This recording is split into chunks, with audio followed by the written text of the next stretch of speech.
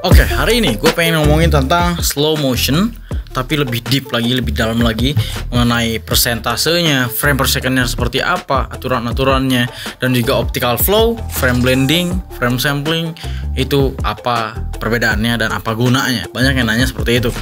Apalagi di video battle yang ini nih, yang pertama, di situ ada permasalahan mengenai frame per second 60 fps dipasang di sequence 24 fps. Kenapa nggak boleh gitu loh?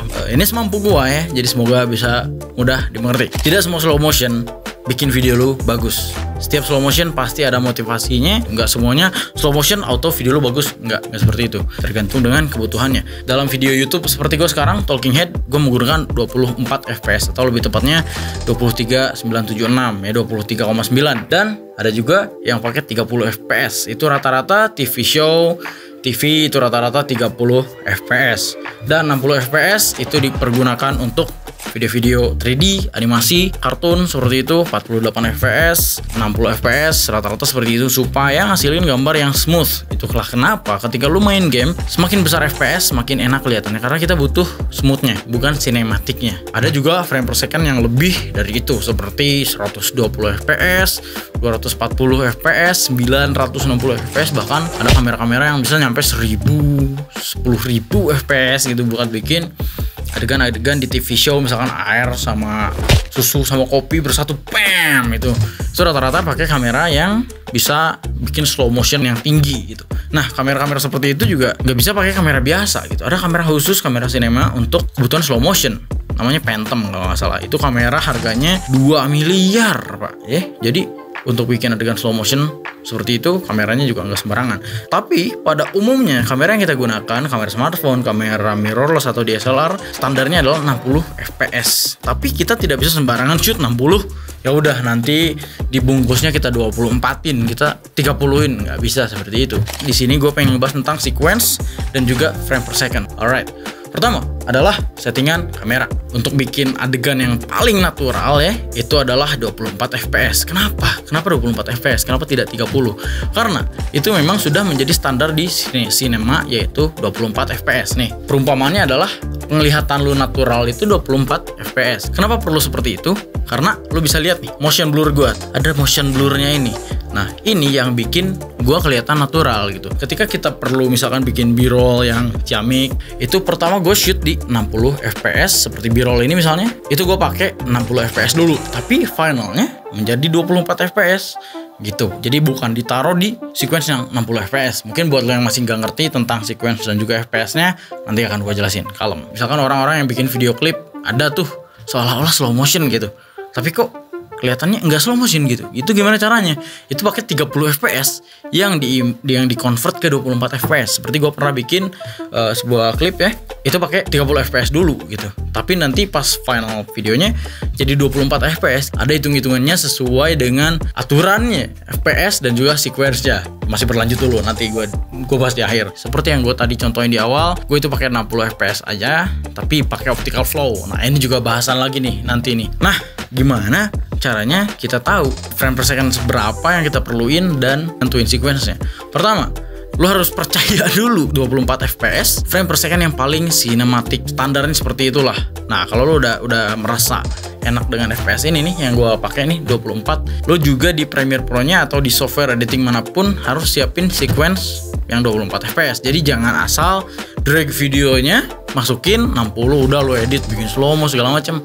Jangan seperti itu. Oke, sekarang kita di Premiere Pro nih, misalkan ya, kita udah buka footage folder kita, drag ke sini dan kita pilihin bagian sini misalkan ya.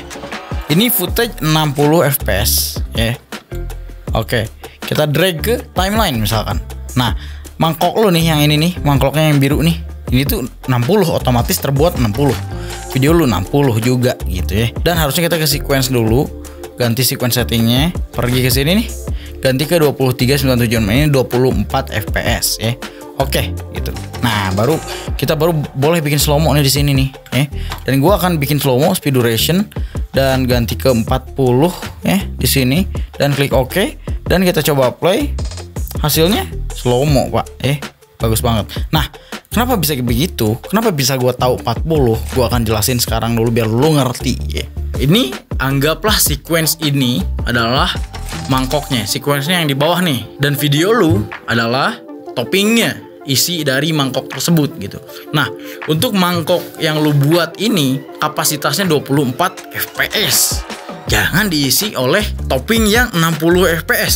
Ngerti gak sih lu sampai sini? Sampai sini ngerti gak? Maka nanti frame-nya akan bertabrakan. Kalau dilihat di setiap movement akan gak enak dilihatnya. Itu harus disesuaikan dulu dengan sequence lu. Jadi setiap kali lu nge-shoot, lu harus concern dulu nih. Ini akan dipakai motivasinya buat apa? Kalau misalkan talking head, bikin podcast segala macem, pakailah 24 fps atau 30. Rata-rata lu bikin slow motion itu baru pakai 60 fps. Nah, video lu nih di atas nih udah 60 nih. Tapi mangkoknya 24. Itu jangan dimasukin ke situ. Harus dibikin dulu match, harus dibikin dulu nyatu ke situ. Gimana caranya? Misalkan hitung-hitungannya adalah, oh ini akan ribet sih. 50% dari 60 fps adalah 30. Oke. Jadi 60 fps adalah 100%. Setengahnya adalah 50%. Maka dari itu adalah 30 fps dari setengahnya itu. Nah, kalau dimasukin ke mangkok ini tetap tidak cocok karena mangkoknya adalah 24 fps. Jadi jangan asal slow motion, frame-nya juga tetap bertabrakan. Lu mangkoknya 24 tapi videonya 30. Lu pikirin dulu sama matematikanya. Misalkan ini mangkoknya 24 nih. Video lu 60 nih. Supaya jadi 24, gimana caranya?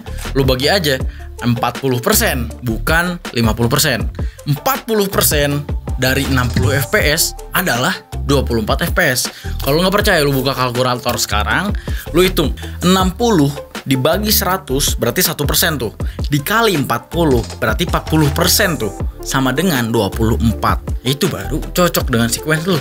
Jadi lu bisa drag videonya ke bawah ke mangkok yang 24 fps, itu pun masih bertabrakan tuh. Lalu klik kanan, speed settings, ganti ke 40%, itu diklik OK, itu bakal match banget. Bakal cocok banget dengan frame-nya. Maka dari itu, video lu pas lu play akan enak seperti ini.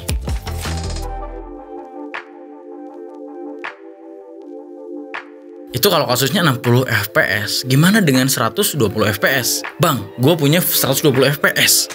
Tapi sequence gue nih, mangkok yang gue buat nih 24. 120 berarti berapa persen? Ya 20%. Lebih gampangnya adalah gini, 120 fps lu sama dengan 100%. Berarti 10%-nya berapa? 12 fps dikali 2 sama dengan 20%-nya. Jadi 12 dikali 2, 24. Video lu 120 fps dimasukin ke bawah, klik kanan, speed settings, ganti speednya jadi 20%. Hasilnya jadi 24 fps slow motion seindah ini, Pak.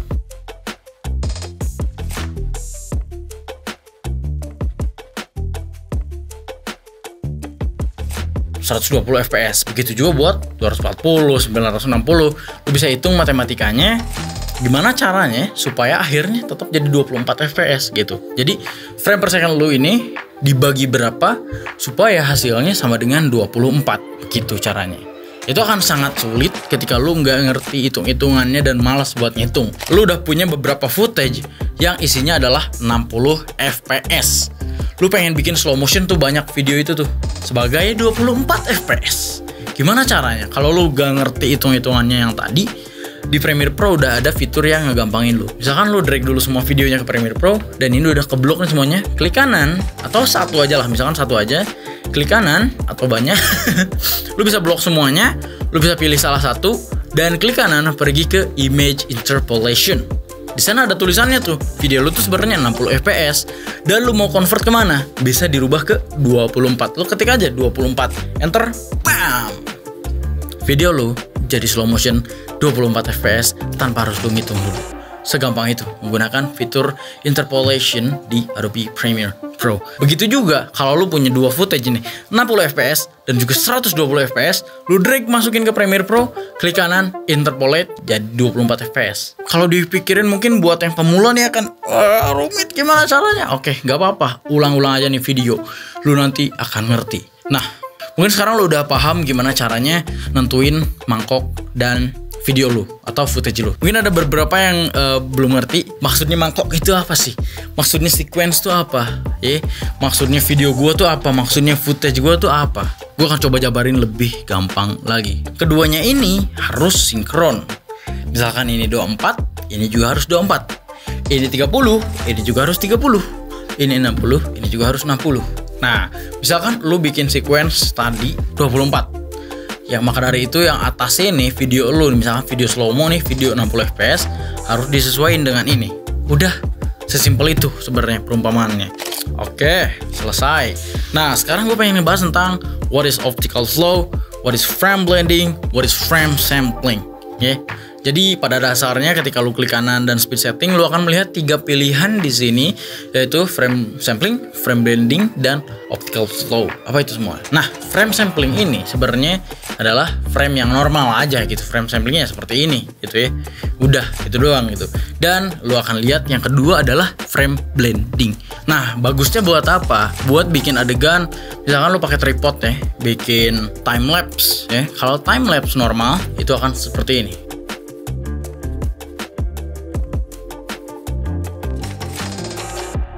Tapi kalau time lapse pakai frame blending, itu hasilnya akan seperti ini. Nah, bergerak seperti hantu gitu. Itu gunanya frame blending. Nah, yang kedua adalah optical flow. Gunanya adalah untuk bikin slow motion akal-akalan. Buat lo yang nggak punya kamera yang biasa slow motion atau maksimalnya adalah 30 fps, lo masih tetap bisa bikin slow motion. Caranya gimana? Caranya adalah lu bikin video seperti ya video biasa seperti gue ini bikin contoh kayak begitu, dan ketika lu klik kanan speed settings dan ganti ke 40% seolah-olah dibikin 60 fps, itu akan patah-patah.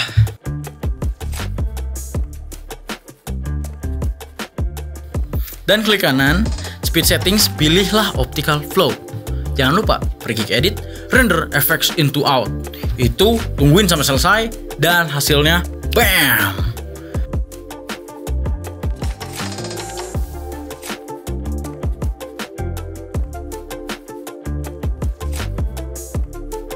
Lu bisa bikin slow motion tanpa kamera slow mo. Maksud gue, lu bisa merekayasa slow motion itu. Tapi kelemahannya optical flow, ketika mereka melewati areal surface yang abstrak atau bermacam-macam, itu akan kelihatan kelemahannya, kelihatan glitch-nya. Itu ya kelemahan optical flow. Tapi kalau pergerakan lu cuma sedikit ya, dan juga smooth pergerakannya, itu akan menolong lu untuk bikin slow motion. Nah, seperti footage yang tadi gue di awal gue buat itu hanya dengan 60 fps, tapi gue bikin rekayasa seolah-olah 120 fps karena gue tadi pakai optical flow. Seperti itu menggunakan optical flow. Tapi jangan lupa, setiap mau bikin slow motion, banyak yang masih keliru kenapa nggak bisa kelihatan slow mo padahal udah pakai 60 fps, yaitu shutter speed. Shutter speed juga penting ya, ada aturannya. Aturan dari shutter speed untuk terlihat normal adalah frame per second dikali 2. Udah sesimpel itu rumusnya. Jadi FPS lu misalkan 24, shutter speed lu harus lebih dari 48. Itu which is dikali 2-nya. Misalkan 24 fps dikali 2 sama dengan 48. Berarti shutter speed lu bisa di angka 50. Aman gitu. Itu normalnya seperti ini. Apalagi kalau slow motion, lu pakai 60 fps, shutter speed lu harus 120 untuk bikin slow motion yang bagus. Jangan sama sekali di bawah itu. Harus 120. 60 kali 2 120. Jadi harus di situ. Kalau lebih bisa juga, bisa dipakai gitu. Tapi kalau kurang nggak bisa. Nah, kalau lu pengen bikin rekayasa slow motion, lu pakai fps 30 misalkan, ya. Shutter speed lu harus 120 juga. Karena kita mau bikin seolah-olah itu slow mo, nggak boleh pakai 1/60 gitu, nggak boleh. Dia harus tetap 1/120. Oke, ini mungkin terlihat pusing, terdengar pusing, tapi seiring berjalannya waktu, kalau lu coba video ini sambil praktek, sambil dicobain laptop, ngedit, dan kamera, semuanya harus sambil dipraktekin, itu akan bikin lu ngerti. Ya, soalnya serumit itu untuk bikin slow motion. Nggak rumit-rumit banget sih kalau lu udah ngerti ya. Tapi kalau buat yang pemula mungkin apa sih ini? Sequence, frame per second, video gua, footage-nya harus seperti apa? Aturan shutter speed-nya lagi bikin pusing. Ya memang, jangan asal langsung bikin sinematik tanpa mengerti motivasi dari setiap shotnya gitu. Ingat balik lagi, slow motion tidak bikin bagus, tidak slow motion juga bukan berarti tidak bagus. Ya, semuanya tergantung dari storytelling video lu tersebut. Alright. Mungkin segitu dulu aja pembahasan gue kali ini. Mungkin ada yang ditanyain, lu bisa tulis di komentar di bawah. Semoga bisa bermanfaat. Ini cukup capek juga buat mikirin perumpamaannya. Assalamualaikum and